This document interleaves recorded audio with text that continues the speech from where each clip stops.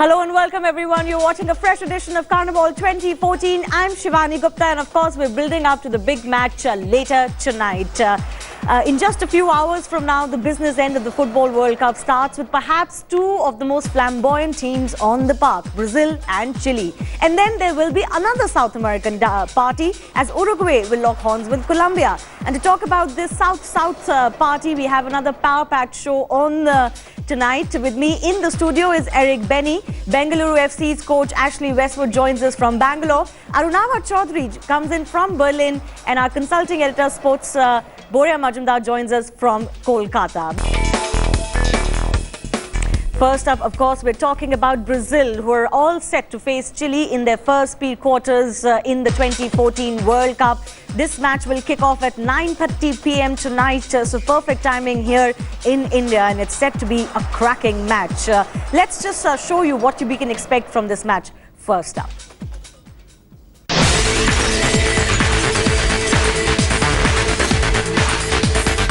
Brazil, the hot favourites. Neymar, the superstar. Chile, the giant killers. While Brazil are doing exactly what is expected, with Neymar scoring 4 goals in 3 matches, fans may say their best is yet to come.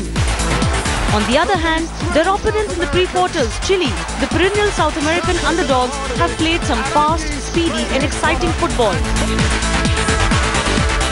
Though Brazil has a clear advantage in the head-to-head count, with 48 wins, 13 draws and 7 losses, this record will mean little and coach Felipe Scolari knows this very well. He says, I managed Brazil against Chile twice, so I know how good they are. They have a lot of quality. If I could choose, I would choose another opponent. South American sides are always tough. So the Samba magic has to work, especially in deep defence as Chile can shock them with pace. Brazil need to control the midfield. Oscar has to do what is expected of him, give penetrating through passes to Neymar. And Neymar has to do his job, score.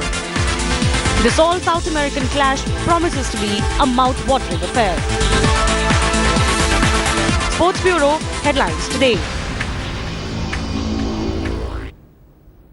Scolari tempted fate, isn't it? Eric, let me come to you first. He said when the draws were made that if there's one side I'd like to avoid, that's Chile. And that's exactly who he's facing in the first knockout. He doesn't have much choices. All I wish is his squad is fit. They've done well in the past. Stats says they've done very well in the past. You know, they should do well, but it's not about the stats this Cup, is it? Absolutely not. We're expecting a cracker of a match on our hands. Ashley, Chile have never beaten Brazil in Brazil.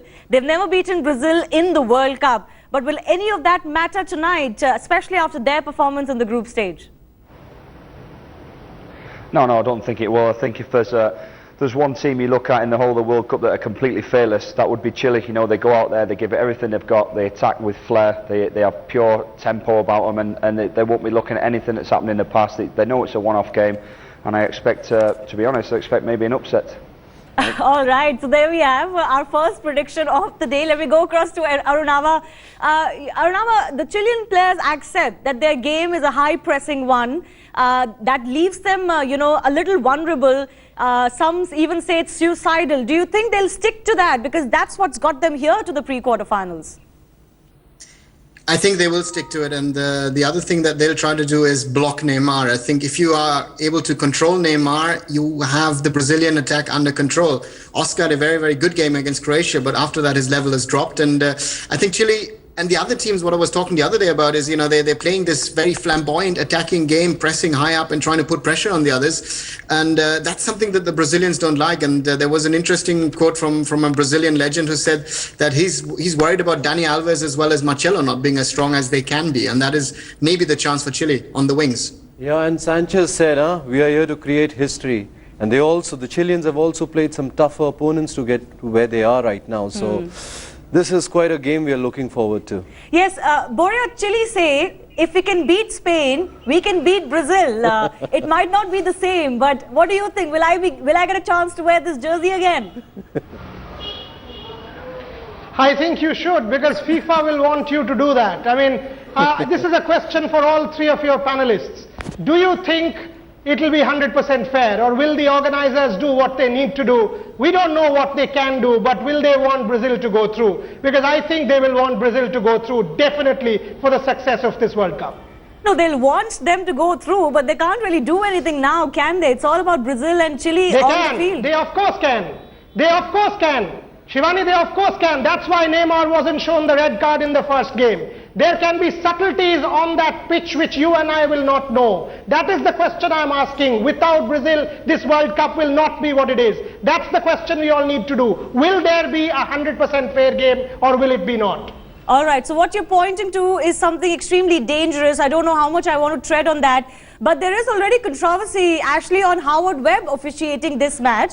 And a Chile player actually did say, the only thing I fear is the refereeing. No, I mean, Howard Webb's one of the most experienced referees. He's refereed Champions League finals, he's refereed big finals before, so for me, they're in capable hands. But they do say when you play Brazil, in Brazil, you're playing against the 12th man, they've got the crowd, they've got the atmosphere, so it won't be all plain sailing, but that's the secret of home advantage, if you like. Correct. Yeah, yes, let's talk about Chile a little bit more before we concentrate on Brazil. Actually, a very high-paced game from them. Can they maintain this intensity? They have so far, miraculously, in the group stage. But now we're talking about, high heat together with extra time, added time and penalties. Can they maintain their pace? Yeah, I think they can. I mean, we looked at Chile against Spain and they set off like a house on fire first half. They were 100 mile an hour. It was 2-0 by half time, and I didn't think they would maintain it against Spain, but they did. They showed tremendous fitness. I've seen clips of them training, and they look, really bang at it. They're doing a lot of fitness work, and I'm sure they can maintain it. And they're used to the heat. They live in them conditions anyway. What would be more important for Chile would be to maintain that positive possession in the attacking third. That's a little area of opportunity. They kind of get diluted over there. And then in the second half, the latter half of the second half, they tend to open up, the defense kind of crumbles. That's an area of opportunity. That's the way I see it. But yes, we're looking forward to a high intensity game from Chile, definitely. Yes, we were actually showing some of the statistics that these teams have mounted, when we talk about possession, chances converted, passes, passing completion percentage. Chile is really right up there. In fact, they're doing very well on those statistics. Arunaval, let me come to you. This whole thing about the fear psychosis that Scolari, strangely has built himself in the public perception and in the media. He keeps talking about fearing Chile. Poor tactics, really, before the game. That's Scolari. I think that's a trademark of Scolari, that he tries to reduce the expectations. He's done that very well in 2002 when Brazil went on to win the World Cup, because the way he was talking, it looked like Brazil would be out at the group stage. In the end, they won it, actually. So that's the way he works and operates. He might change his tactics a little bit, might not use only Luis Gustavo at the defensive midfield, maybe bring in another player, try to take care of that very, very crucial defensive midfield position to try and block Chile. Because even though some people are saying that, David Luiz and Thiago Silva have had a good game, overall, I think that the Brazilian backline, which is one of the best in the world, has not really played to that level that they need to. And when put under pressure by Mexico and even by Croatia, they crumble sometimes. Right, a final question on Chile from Boria. Chile has played some great football, really exciting to watch. And they're saying that, this is our golden generation. And they'll really be looking forward to creating an upset, as much as not many want that. But Chile feel this is their chance, isn't it, with perhaps their best crop in a long time? Again, what do you expect of a team that has done so well and they've made it to the pre-quarters? One side of the strategy is like Scolari to try and deflect the pressure on the other side. The other side is to actually talk tough and say, this is our golden generation, we can do it. If you look at the Chilean media, they're backing the players. They did not allow a helicopter to sort of swerve around their practice because they wanted to keep it secret. They are doing everything possible to make that inspiration count. So it's natural. It's a high intensity clash.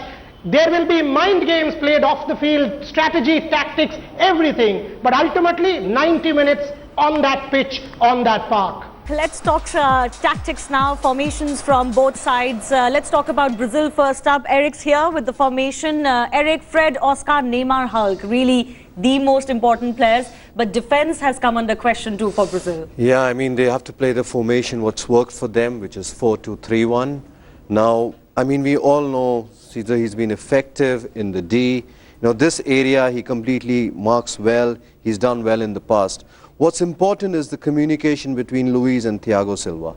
Now, there have been lapses. We know the goal that Croatia scored when Alves came up, and then, you know, these guys all get sucked in, and Marcelo will move in, and you know what Marcelo did. Yeah. So this is a big area of opportunity which we are hoping the Brazilians are able to control. Now with Marcelo, we know he's very assertive and very effective down this wing. When he makes those runs, you will see Neymar and Fred crossing in and making themselves effective. Now this is something which has completely worked, and I hope it will work again over a period of time.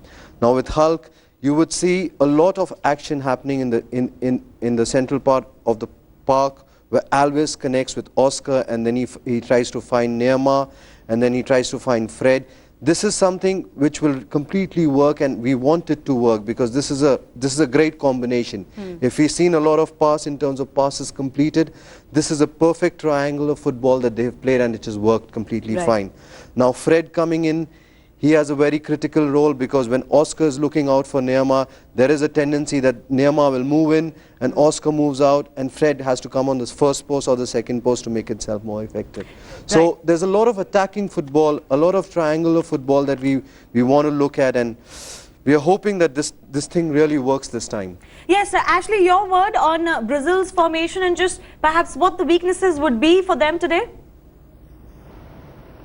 Yeah, obviously the main weakness, what they do is they're very expansive. They attack with the fullbacks to give them width. The fullbacks get down the outside of the three strikers, if you like, and that leaves them vulnerable to the counter-attack. You know, if they get that wrong tonight, you'll find Marcelo and Alves flying down the outside, and that will isolate the centre-halves. If Alexis Sanchez picks up the ball and he gets Luis 1v1, you know, we could see a little bit of danger from them. So the other thing that I find a little bit of weakness from Brazil is they don't really look to go in behind a lot. They're quite predictable. They look for individual brilliance, if you like. They don't threaten the back line. Fred comes quite short a lot, and he doesn't look to get in behind. So numbers in the box is a weakness for them as well, as far as I'm concerned.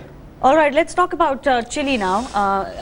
Eric, you first. Now Chile, I mean, we are looking at a formation of 3-4-1-2 typically out here. Now Bravo's done very well for himself. He's got a Barcelona signing. He'll be the second goalkeeper most probably. And what they say about him is he's more effective compared to Julius Caesar. If it's a rapid action, I mean, if there's a corner kick and he clears it and they can come back again at the goal, he's a very effective and a more reliable goalkeeper compared. Now, what I'm really not sure if Medel would start because he's been reported out injured. Yeah, he has. So it's a little dodgy. Yeah. But with him not being there, it will be a little tricky. All right. Now we know that Diaz is there and Isla is there. With Vidal out here, I mean, this guy is meant to break defenses. He is an attacking midfielder. Now with him, with Sanchez, I mean, Sanchez also has a tendency of pulling the wingers out, and then he moves in Vidal, and then Vargas, and these guys have all the capacity of scoring goals. Now what would be interesting to see is how they would exploit all this. Yeah. A very quick word from Ashley as well. Chile high pressing game. Ashley, your word on this?